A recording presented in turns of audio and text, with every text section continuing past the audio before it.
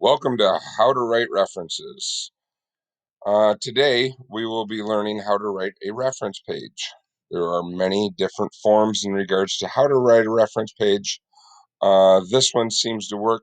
It's relatively simple, and it can be edited very easily. On the top, just simply write references for. We used a 12 font. We bolded it just so it stands out just a little bit. And then right below it, we wrote your name, which would be then Anthony John Anderson. And we're going to make this available as well.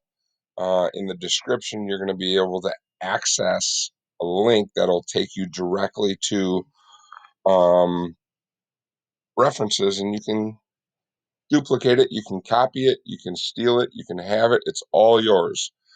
And then ultimately, what you'll do is you'll go in there, you'll make a copy of it, and you'll type in whatever your name is. So if your name is references for Susie, um, Susie Marie Anthony, this resume page is now yours, and you can steal it. Make sure that when you write your references, make sure that you write your references. Try to choose two that are either personal or two that are business. It's pretty common that you're going to provide at least three references when you're applying for either part-time or full-time positions. I've heard up to as many as five, but three is pretty business standard. This first reference, Mr. John Anderson, we bolded that so that just stands out a little bit more. The second line here, business standard wise, is just his title or his job description or his relationship to you. If somebody reads this and they read family friend or they read neighbor, they're going to realize that maybe that you haven't done work with them, but they're certainly probably then a character reference or a personal reference. This is the business then he works at, not his personal residence. This is his address, city, state, zip, the best phone number to contact them. And it's also very common to turn around and write in cell here, if it's his cell phone. Or if it's his work phone, you can certainly do that as well. If all of a sudden they prefer, um, to be text nowadays, so you could write text friendly, right? In regards to maybe setting up an appointment or anything along those lines.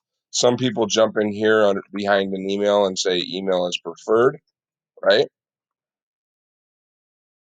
Or text is preferred, or phone call is preferred, whatever it might be.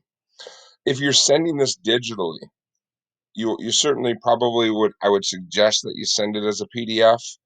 Um, but you can also make these a hyperlink.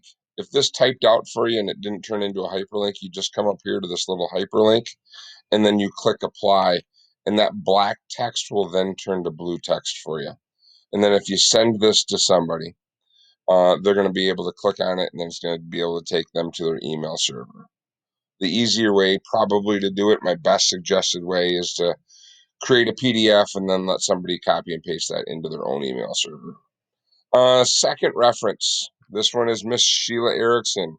You write down her job title, Towns High School, the address, the city, state, zip, the phone number as well, and then you write down, her email address, whatever that might be. And if you go in here and change it, and it takes away that hyperlink, then just once again you would go in and copy and paste it, come up to this hyperlink, and then apply it. Relatively simple. The third reference, obviously, there's no difference in regards to the format, but maybe this particular person didn't want their email. Don't leave it blank, just delete it and then just say phone is preferred. Okay. But make sure that a couple things are really, really important.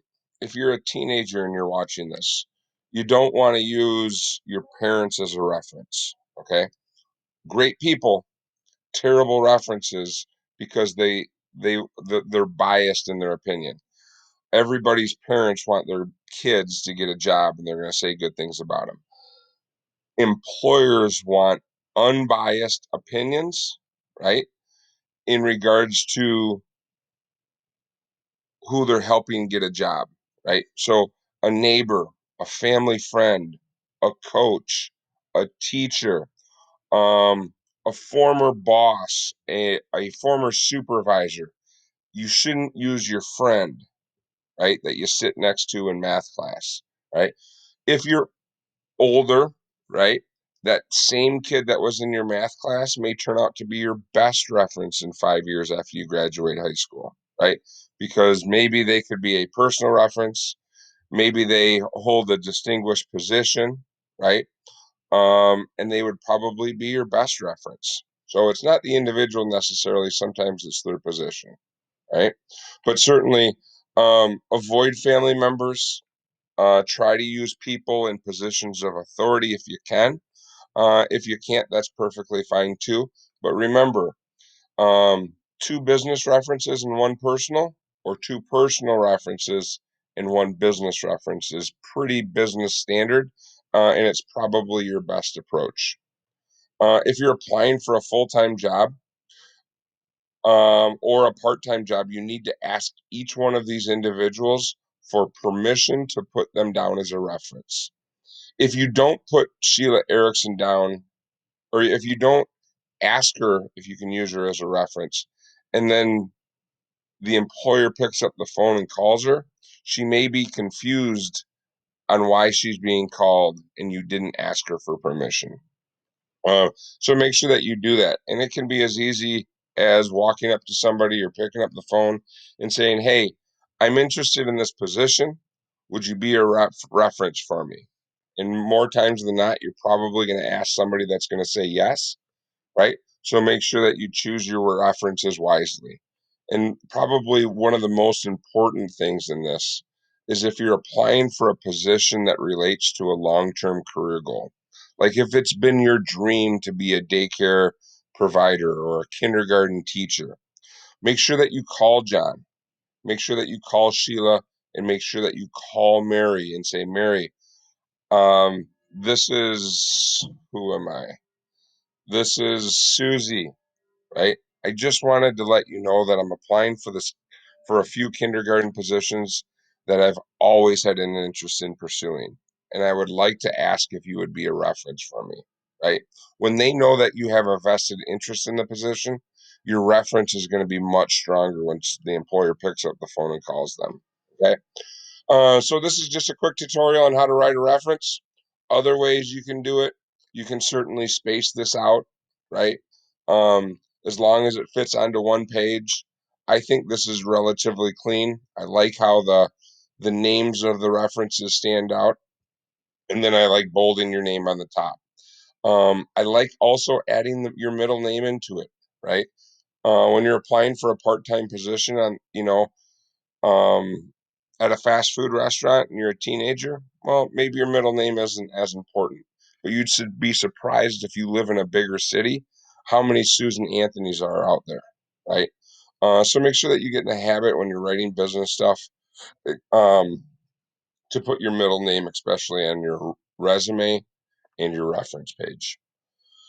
This concludes it. Thank you so much. We'll make sure that we have a link for the next available video. Best of luck in your job hunting.